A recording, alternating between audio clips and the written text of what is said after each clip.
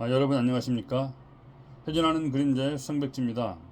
추석 연휴 잘 보내고 계신지요? 오늘은 아빠가 아니라 아바라 부르짖는 양자의 영에 대해 알아보겠습니다. 먼저 로마서 8장 15절에 나오는 양자의 영과 관련해서 감히 말씀드리건대 오늘날 한국교회는 이 양자의 영을 받지 못했습니다. 아니, 이 양자의 영에 대해 알지도 못합니다. 제가 왜 이렇게 말씀드릴 수 있느냐 하면 우리 신앙의 근거가 되는 한글 성경이 너무 엉터리로 번역되어 있기 때문에 그렇습니다. 이러다가 정말 하나님이 그 촛대를 우리 한국교회에서 옮기실지도 모른다는 생각을 해봅니다. 사도 바울은 로마서 8장 15절에서 이렇게 말씀하셨습니다. 너희는 다시 무서워하는 종의 영을 받지 아니하였고 양자의 영을 받았으므로 아바 아버지라 부르짖느니라. 즉 오늘 살펴볼 아바 아버지라는 말씀이 여기에 나오는데 이 구절은 신약 성경에 딱 3번 나오죠. 마가복음 14장 36절, 그리고 금방 읽은 로마서 8장 15절, 그리고 갈라디아서 4장 6절입니다. 마가복음 14장 36절은 잘 알고 계신 것처럼 예수님이 겟세마네 동산에서 기도하실 때에 하나님을 향해 그렇게 부르셨고, 나머지 두 구절은 사도 바울이 우리가 하나님의 아들들이 된다는 것이 실제로 무엇을 의미하는지 그것을 설명하기 위해 사용했습니다. 그런데 이 구절에 대한 한글 번역 성경을 보면 정말 천차만별입니다. 제가 일일이 거론하기가 너무 번거로울 정도로 다양하게 번역해 놨습니다. 헬라어 원문은 아빠 파테르, 직역을 하면 아바 아버지죠. 이렇게 그대로 직역을 한 성경은 개역 한글과 표준 세번역, 그리고 쉬운 성경과 우리말 성경입니다. 그런데 아바 아버지가 아니라 아빠 아버지로 번역한 성경은 개역 개정과 세번역, 그리고 공동 번역과 공동 번역 개정판입니다. 근데 또 웃기는 것이 쉬운 성경은 갈라디아서 4장 6절에도 나오는 이 아바 아버지를 이렇게 번역했습니다. 아버지, 사랑하는 아버지로. 또 심지어 현대인의 성경은 아바라는 말을 빼고 그냥 나의 아버지라고 번역을 했습니다. 우리가 주목해야 할 것은 개역 개정과 새 번역이 한국 교회에서 널리 사용되고 있는 것 같은데 이 두 번역이 아바 아버지를 아빠 아버지로 번역하고 있다는 것에 주목해야 합니다. 여러분이 생각하시기에는 그 말이 그 말인데 다 똑같은 말인데 그걸 가지고 하나님이 촛대를 옮기시네 마네 하냐고 하실지 모르지만 결코 그렇지 않습니다. 이제 여러분은 그 이유를 알게 될 것입니다. 먼저 다 똑같은 말이라고 생각하기 때문에 한국교회 목사님들이 이렇게 설교하죠. 자, 이제 여러분들은 우리를 양자되게 하는 영, 곧 양자의 영이신 성령을 받았습니다.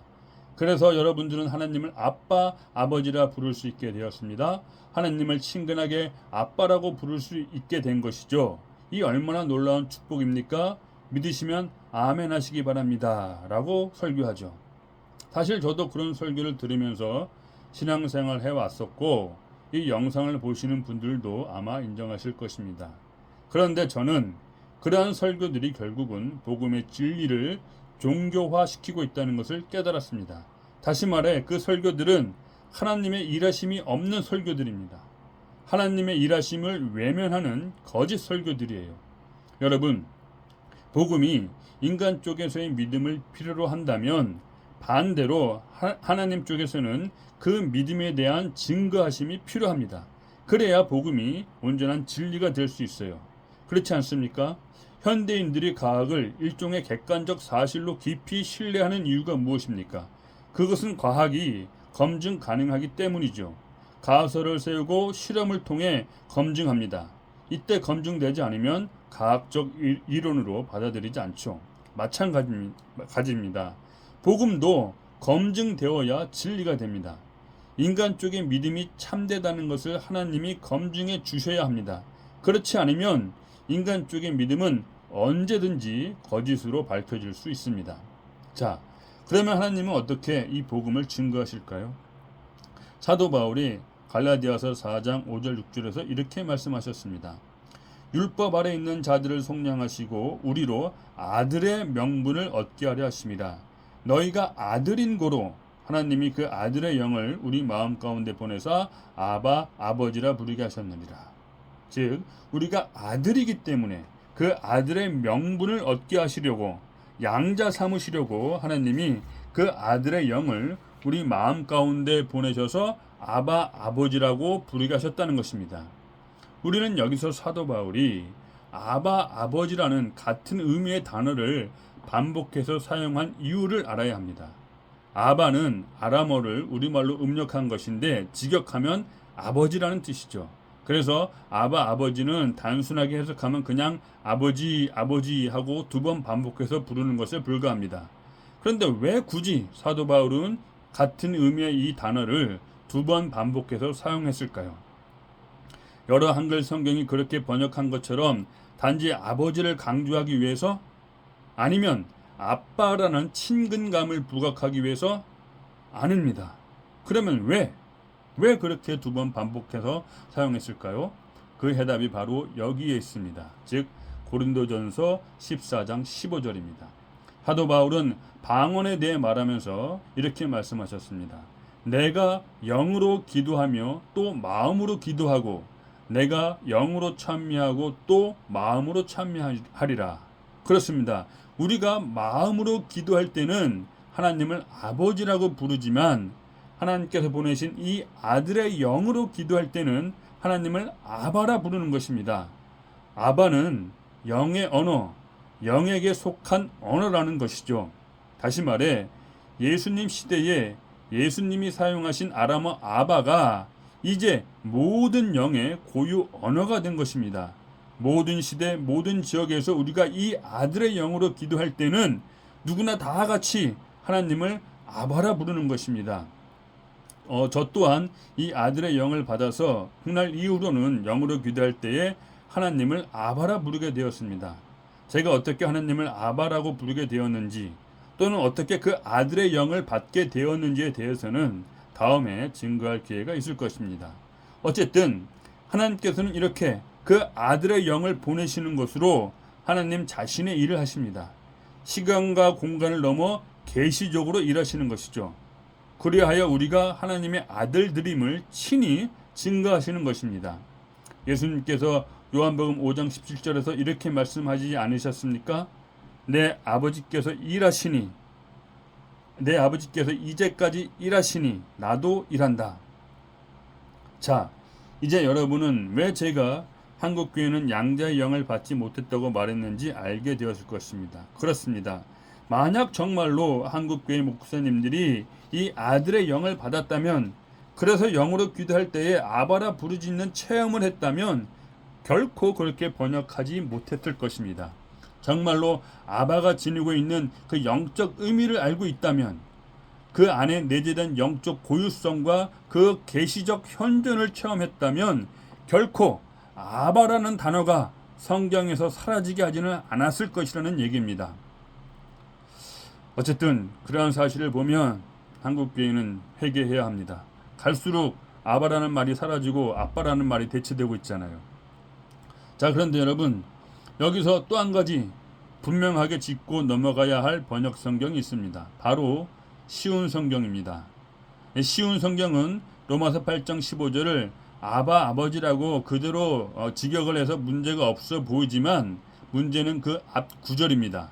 즉 이렇게 번역해 놨어요. 여러분이 받은 성령은 여러분을 다시 두려움에 이르게 하는 노예로 만드는 영이 아니라 여러분을 하나님의 자녀가 되게 하는 영이십니다. 그래서 우리는 그 성령을 의지하여 아바 아버지라고 부를 수 있는 것입니다.